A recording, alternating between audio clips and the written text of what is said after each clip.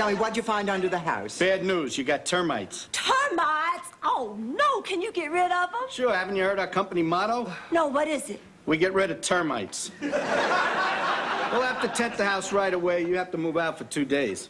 Well, where will we stay? Well, how about a beautiful hotel over on Miami Beach? Hey, listen, we're already going to meet Mr. Burt Reynolds. Why don't we just make a great big old weekend out of it? We can't afford a hotel over on the beach. I'll find one we can afford. What do you say, girls?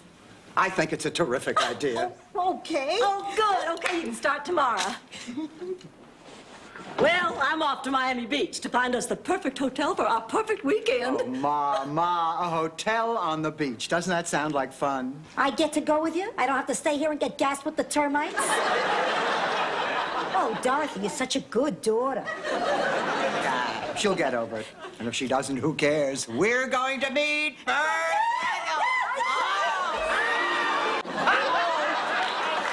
Ma, thank God you're here. Arrested for prostitution. I can't believe it. Sophia, we're innocent. I know that. I can't believe these dumb cops would think anyone would pay money to sleep with you.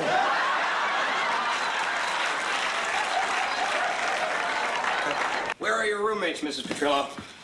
They're not here. Ma! Don't ma me, you cheap floozy. Ma, you would do this to your own flesh and blood. You get over it, Dorothy. And if you don't, who cares? I'm on my way to see Burt Reynolds.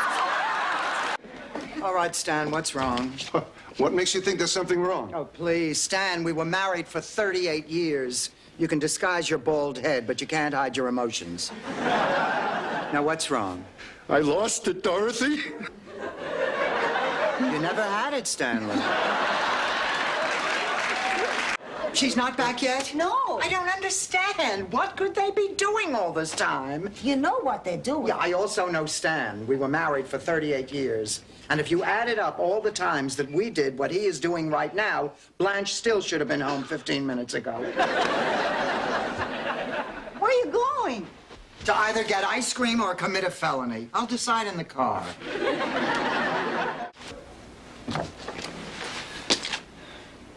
Blanche, I want to apologize.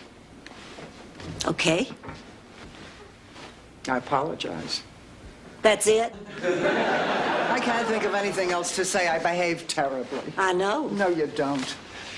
Oh, I went to Stan's hotel room tonight because I thought you were there. Well, I wasn't. I know. I told him that although there was nothing between us, I couldn't see him anymore. Oh, I've been such a creep. I know. I wish I could explain it, but I can't. I think some of it may be that I didn't want to share my memories. I mean, that part of my life with Stan is over, but I still wanted it to be just mine, you know, and I was afraid that you might take that part away, and I was feeling jealous and lonely and God knows what else. Magenta. Excuse me? Magenta. That's what I call it when I get that way. All kinds of feelings tumbling all over themselves.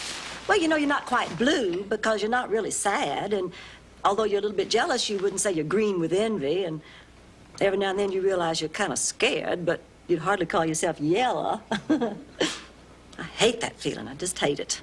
And I hate the color magenta. That's why I named it that. Magenta.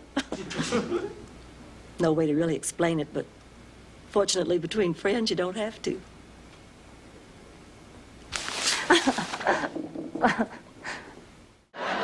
Well, the point is, some people you think are mean might just need a little kindness. And some people, like old Lady Claxton, are just plain rotten. Well, I'm going to prove you're all wrong. Now, there's a week left before the county commissioners meeting.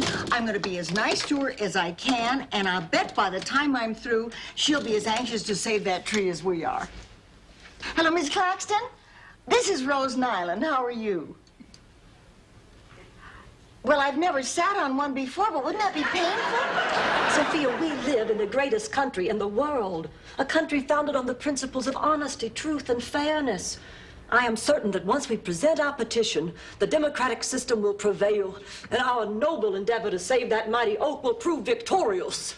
Certainly sound pretty confident. Well, she slept with 2 of the commissioners. Well, Mrs. Claxton, how lovely to see you again. Who are you? I'm your neighbor, Blanche Devereaux. Oh, yeah. I didn't recognize you with your clothes on. I beg your pardon? With my binoculars, I have a terrific view in your bedroom window. I think some of the stuff you do is illegal. I'm looking into it. Miserable. Let's try to get along. Mrs. Claxton, I don't know if you remember me. Dorothy Zbornak. Sure, I know you. You're the one with nothing going on in your bedroom. Why, you miserable... Mrs. Claxton, we want you to know we all appreciate you coming down here in person to help us save the tree. I'm not here to save it. I'm here to make sure they tear it down. I hate trees. I hate people. Well, Mrs. Claxton, Rose told us you said you were going to help us. That's right. And now you're not? That's right. Well, why did you lie? To get the Danish.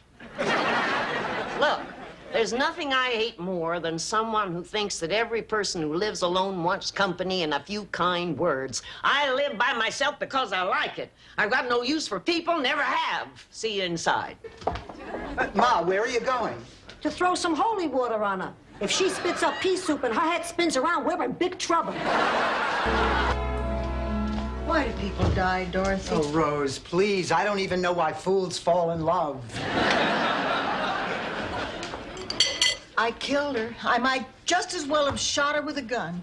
Honey, the woman was 83. She had a heart attack. It was just a coincidence. Now, you haven't slept for 2 nights. You have to stop torturing yourself. Yes, you're right.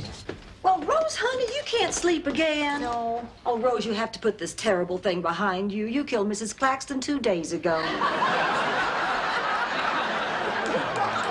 Hello. Oh, I'm all right. I'm fine. You'll have to excuse her. Funeral homes make her a little nervous. Golly, they used to make me nervous, too. You know, at a traditional funeral home, all they want to talk about is caskets, burials, dead people. Here at Forever Peaceful, we've gotten rid of all that morbid death stuff. What are you running here, a sushi bar? How may I be of service to you? Well, Mr. Pfeiffer... It's a Pfeiffer. The P is not silent.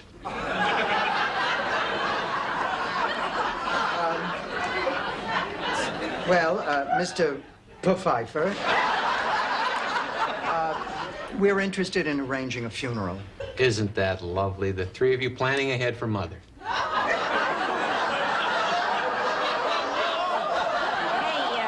Hey, Pfeiffer, how would you like a punch in your face? The funeral is for a neighbor. Oh, well, my condolences. Oh, no, there's no need. We didn't like her. In fact, the whole neighborhood despised her. Oh, I see. Well, how did she pass on? She killed her. Rough neighborhood. Look, Mr. Pfeiffer, about the funeral arrangements. Thank you for being